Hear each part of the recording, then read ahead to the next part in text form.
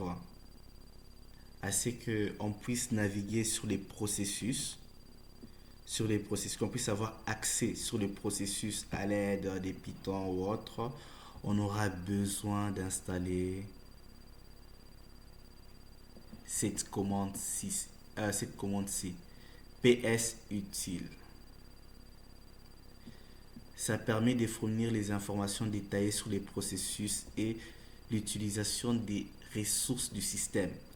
Donc très important, si tu n'as pas ça, si tu n'installes pas ça, c'est carrément difficile pour toi de faire les scripts. Bien sûr, on a ces sudo pip install ps utile.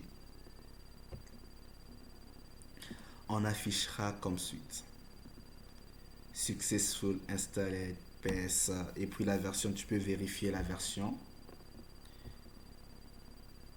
Après quoi, on va commencer maintenant notre script. Euh, il est là, l'énoncé création, on a déjà passé en revue. On peut commencer notre script. Et le script, c'est... On commence premièrement par créer un fichier avec la commande touch. On tape touch suivi du nom du fichier que tu veux créer. Moi, j'ai mis fin comme nom de fichier. Et voici. Je crée à l'aide de cette commande-là. Après avoir fait cela, j'ai besoin de donner les permissions d'exécution à mon utilisateur pour faire en sorte que mon fichier puisse être un bash. Pour l'instant, lorsque je n'ai pas changé les permissions, c'est juste un simple fichier.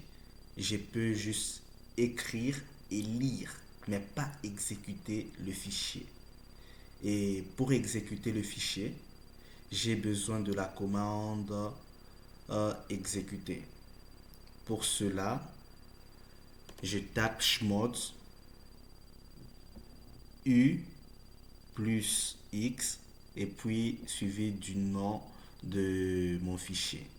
Chmod, commande qui permet de modifier les permissions de mon fichier.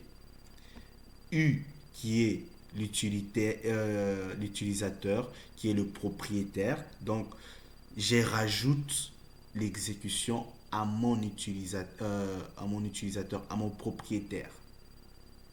De pouvoir exécuter le fichier fin. C'est un peu ce que ça veut dire. Après ça, je mets code et puis suivi du nom du fichier exécutable que j'ai créé. Fin. Et puis on va montrer l'interface. L'interface, je vais coder. Mais chose importante à faire, dès qu'on entre dans l'interface, on doit mettre le dièse, le trait, le point d'exclamation, le slash, USR, non user, pas de user, mais USR, slash, bin, slash, Python 3. C'est très important, car cette commande définit qu'on est dans Python. Si tu ne mets pas ça, ça ne prend pas. C'est plus un bash. Et voici les quelques codes que j'ai eu à taper. Et maintenant, c'est au sujet du fonctionnement. Pour voir si mon script marche ou pas. Pour exécuter le script, on a besoin de faire la commande point, slash et fin pour lancer le script. après avoir fait ça, tapez sur Entrée. Maintenant, on vous montre gestion des systèmes. Ça, c'est moi qui ai créé ça à l'aide des commandes Python. Menu des gestions des systèmes, gestion des usagers, créer des users, gestion des groupes, créer des groupes, gestion des mots de passe,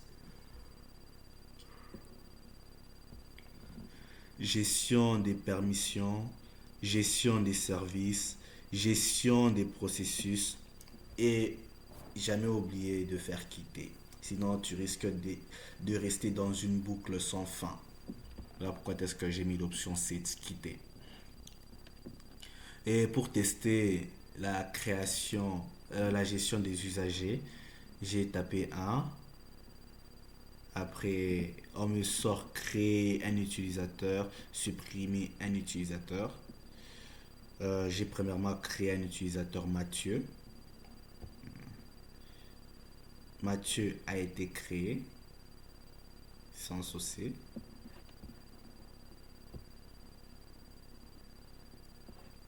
Vu que j'ai pas trop besoin de Mathieu, je pars sur supprimer l'utilisateur. J'entre premièrement gestion des usagers et puis le deuxième choix qui est supprimé, je le supprime. Il en est de même pour le groupe. J'ai créé un groupe propriétaire, j'ai cliqué sur deux groupes et puis propriétaire, créer un groupe et puis j'ai mis propriétaire.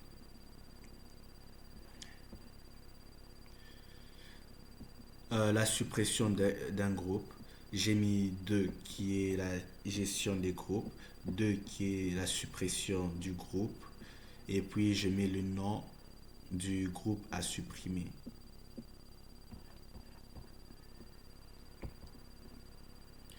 De même pour la gestion des mots de passe.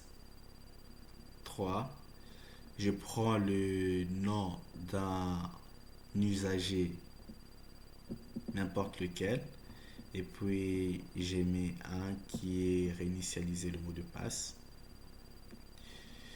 Password update successful, ça veut dire que ça a marché. Allez, on part sur la gestion des projets. 4 gestion des projets. Il va vous demander le chemin du dossier ou du fichier. Et par là, on commence par Home, User, Desktop. C'est un utilisateur que j'avais créé pour tester. Et je suis allé, j'ai mis toutes les permissions. Après, on m'a donné le menu, je suis sorti et j'ai vérifié avec ls-l. Ici, ça montre que l'utilisateur, le propriétaire utilisateur, peut lire, écrire et exécuter. Ça nous montre que le groupe peut lire, écrire et exécuter.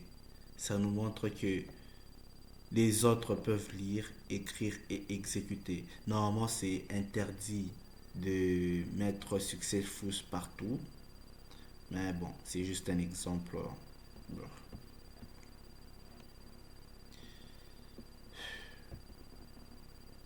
Ok.